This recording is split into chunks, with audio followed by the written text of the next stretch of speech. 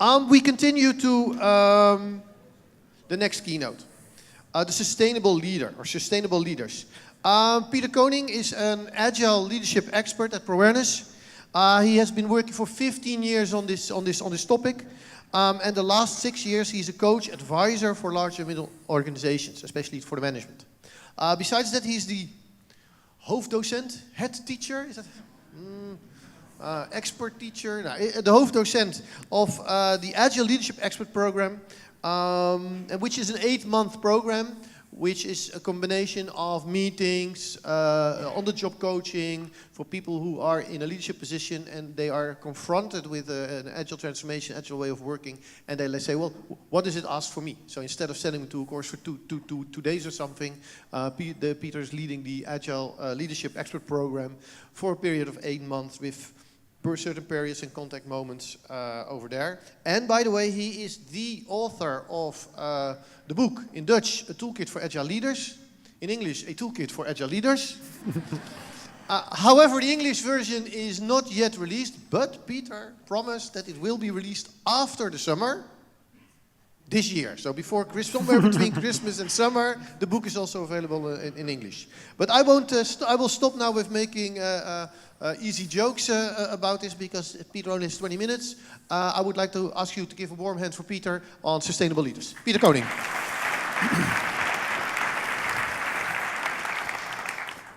Hi, good afternoon, good morning still, in a few minutes, afternoon everybody. Let's try that again. Hi everybody. Great.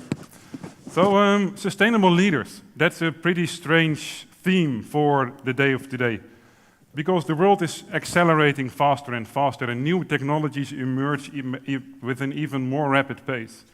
So is it even possible to still somehow be sustainable? Or are we just tossed back and forth with the wind, not knowing what might come at us and hoping to survive the waves of today? Or is it still possible with all that agile hype and new technology to somehow lead organizations in a sustainable multiple years from now?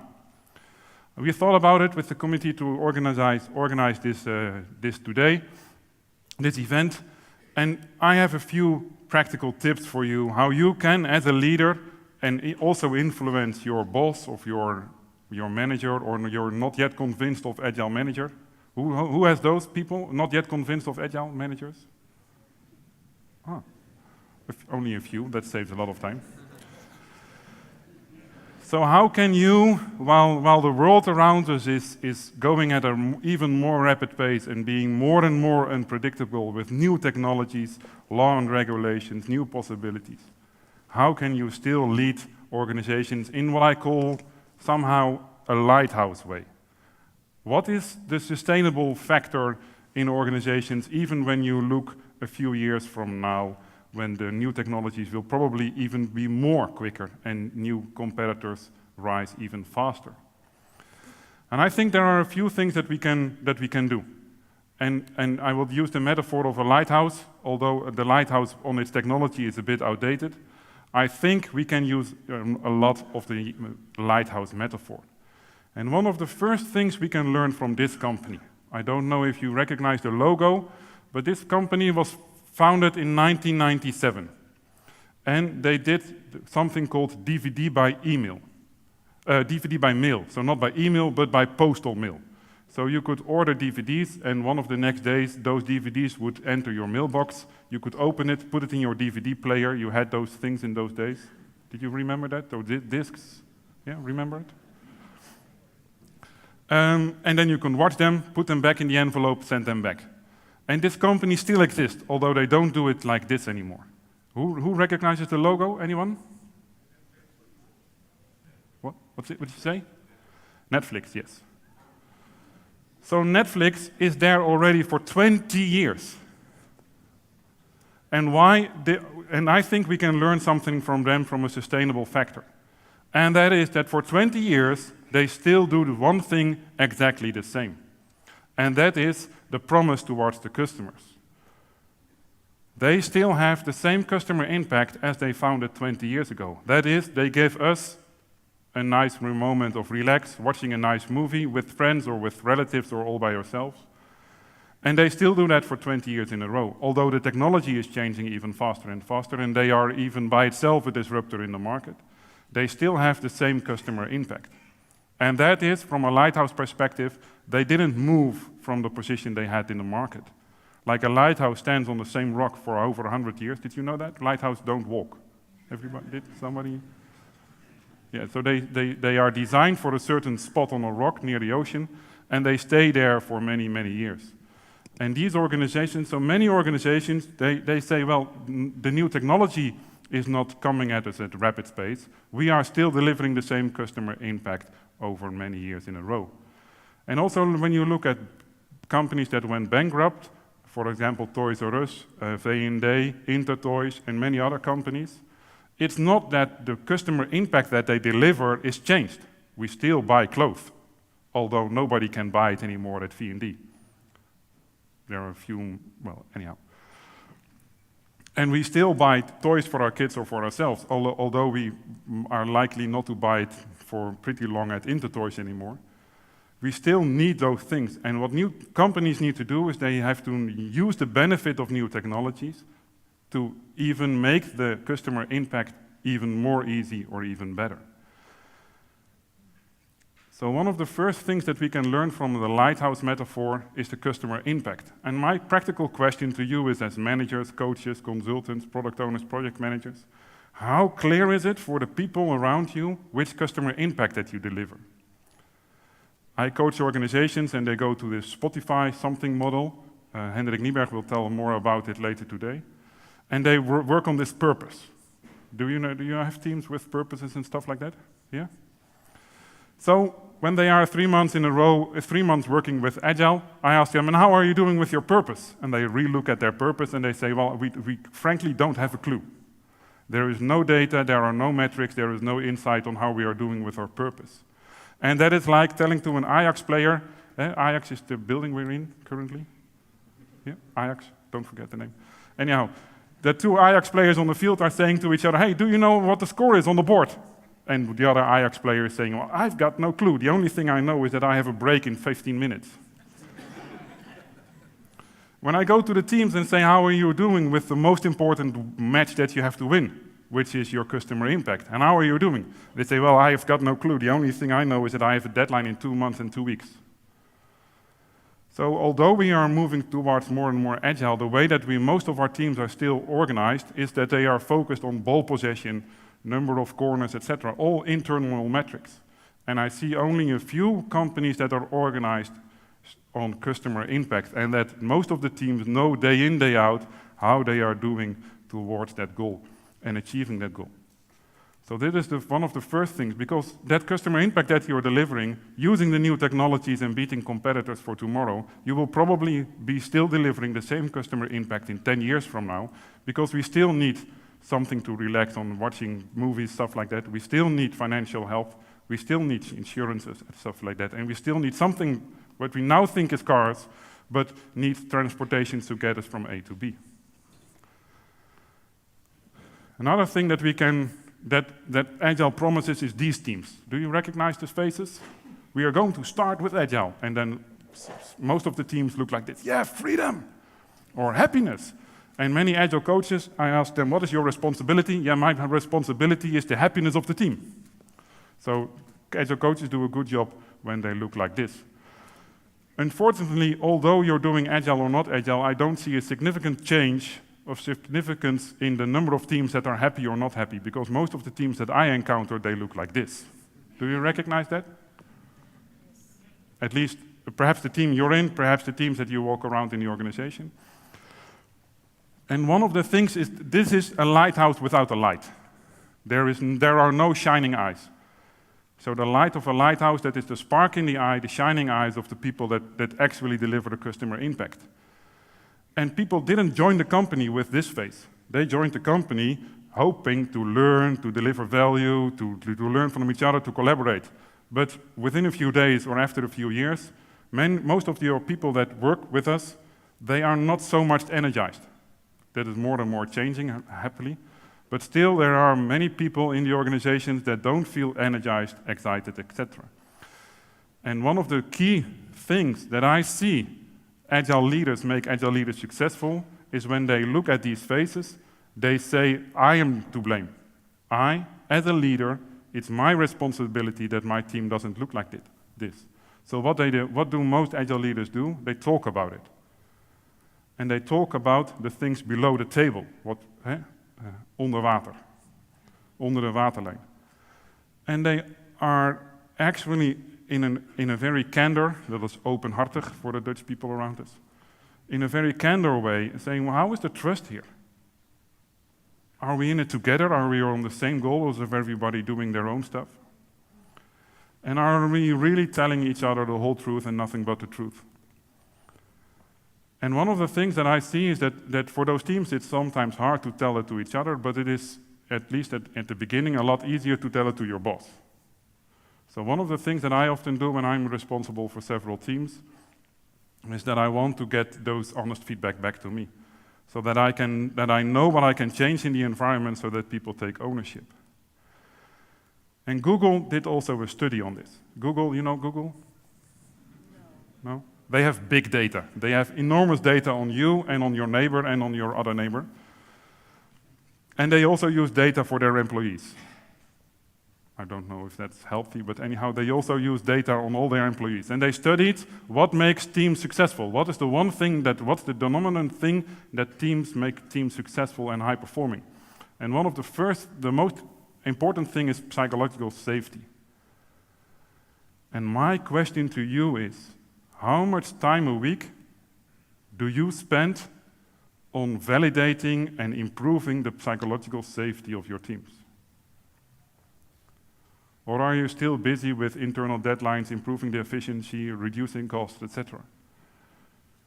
And what I see is over and over again is that when leaders start to ask open questions on how are we doing with this psychological safety thing, the lighthouse starts to shine again. The eyes start to shine. The team starts to get a total different vibe. And Netflix, and we used an example prior, they have a mindset for high-performing teams, and that mindset has to do with a number. And I'm going to ask you to talk with your neighbor what the estimate of that number is. And they ask new leaders, and they train leaders on this mindset, and they say, how much more effective do you think, which percentage of effectiveness will a team have when they start to become high-performing and at least have psychological safety and other stuff? So is that 50% more effective, or 20%, or even more higher? So talk for a few seconds with your neighbor and do a rough estimate on the number on how much more effective is a high-performing team.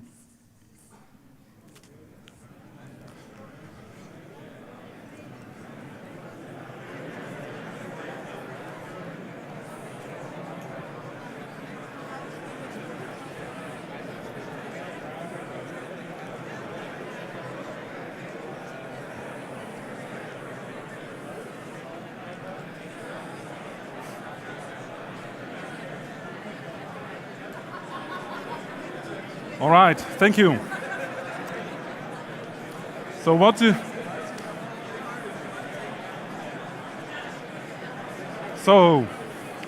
is the number that you had? Is the number 20%? Who had a number higher than 50% more effective? Please raise your hand. Yeah? Higher than 100% more effective? Only a few. 200%? 300? It's not a bidding exercise, you know. They use the number 10. 10 times more productive. So when you do that with math, it's 1,000% more productive. So imagine spending every week 2 hours with the right help from leaders, coaches, etc., to make the team more productive. What is the return on investment on that? And what we Agile coaches and consultants can learn is that it's not about freedom. Freedom is what I call overrated. Because freedom is only a minor means to an end. What you need is not teams that feel freedom, because freedom really helps. Freedom is good. But too much freedom ends up in chaos, and too little freedom ends up in frustration. So freedom is not the goal.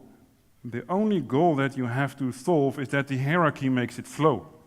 So you have to, these high-performing teams, they can quickly deliver customer impact and use new technologies because they are not bogged down by hierarchy, by us leaders. So one of the things I'm still puzzling with is that I have chosen that my customer segment is Agile leaders, but one of the things that's still bugging in my head is that in 3 years there will be less Agile leaders than now. So I'm still doubting whether I have the right audience for my book and for my trainings. But anyhow, perhaps passion is more important than market size. So besides customer impact, one of the things that you need to make the Lighthouse shine is teams with ownership. That's what I call ownership. And ownership is the next level of engagement.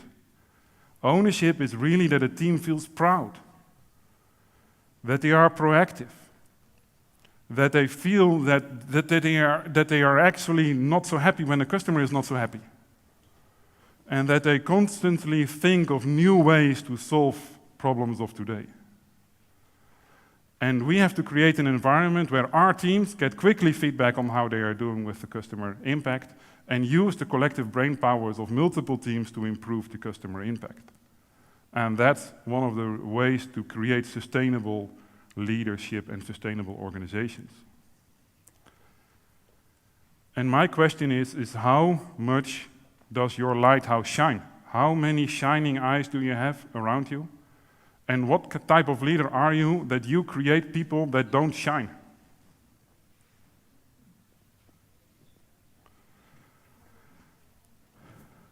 Last topic is all about culture. And culture is perhaps in Agile terminology the most used word. Often to inspire, but mostly to blame. And in some organizations they call it a C word. It's all about the C word.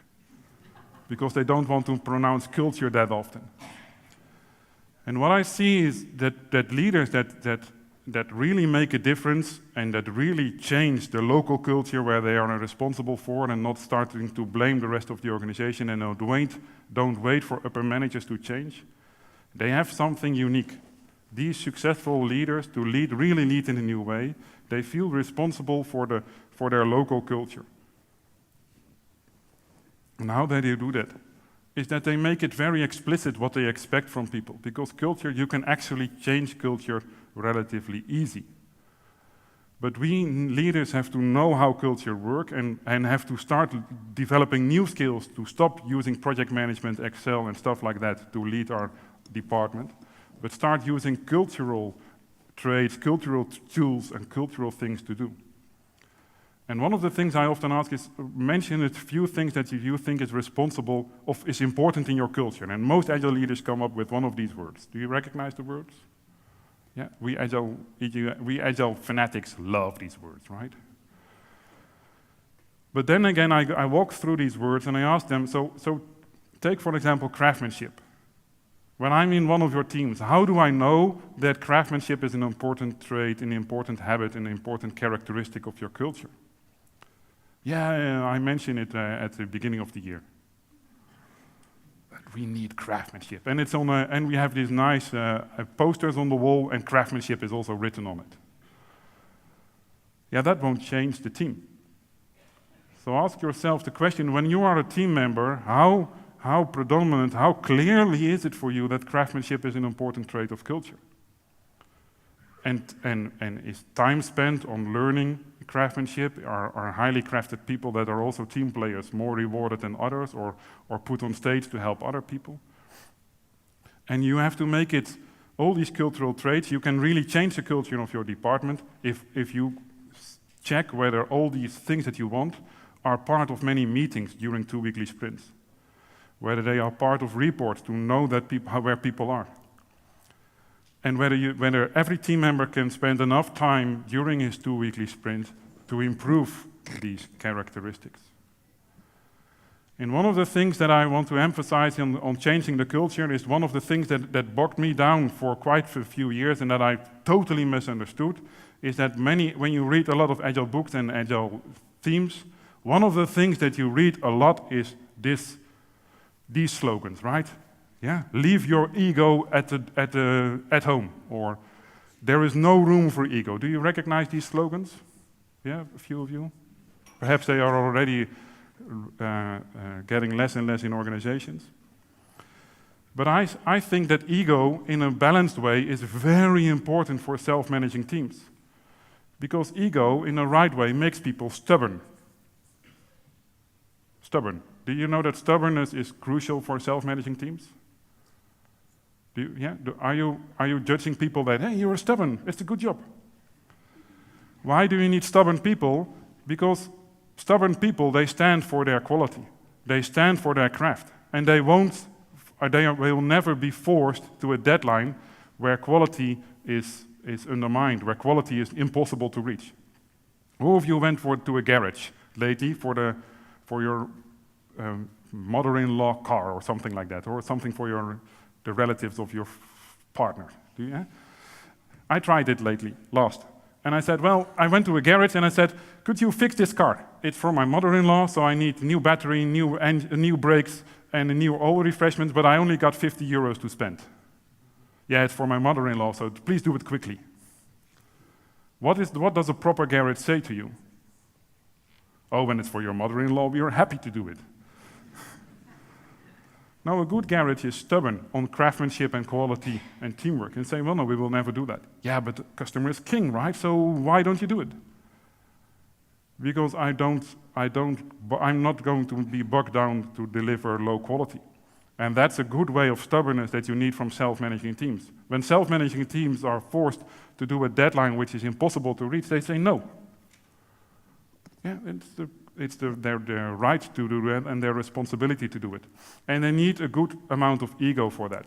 So one of my slogans is, in cultural attributes, is I love people with egos. Why? Because they have character, they have charisma, they are stubborn, they know what they want. But the ego should always serve the team and the customers. And do you have that conversation? Because highly egoed people with this balance will also deliver a huge amount of teamwork and also deliver awesome products to our users. And I want to use another example from Ajax to explain that. Who of you know this person? Please, a little bit louder. Mention his name. Tadic.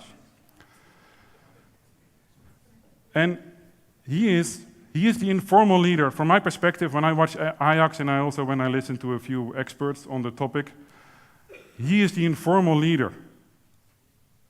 And his ego, when it's balanced to win matches and to serve the team, his ego is actually helping to win matches.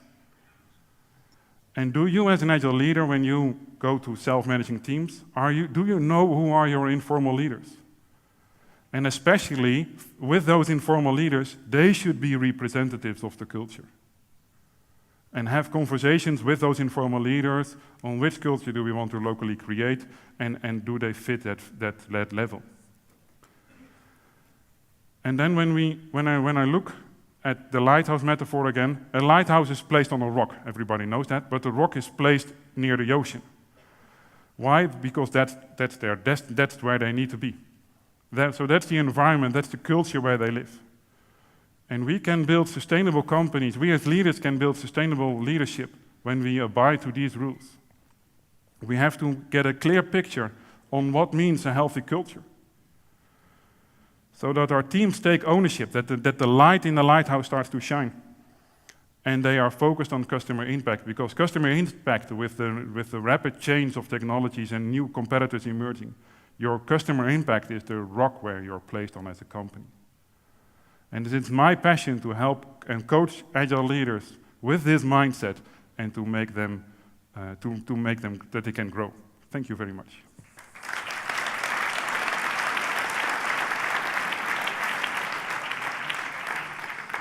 Thank you very much, Peter. Peter, I have a question for you.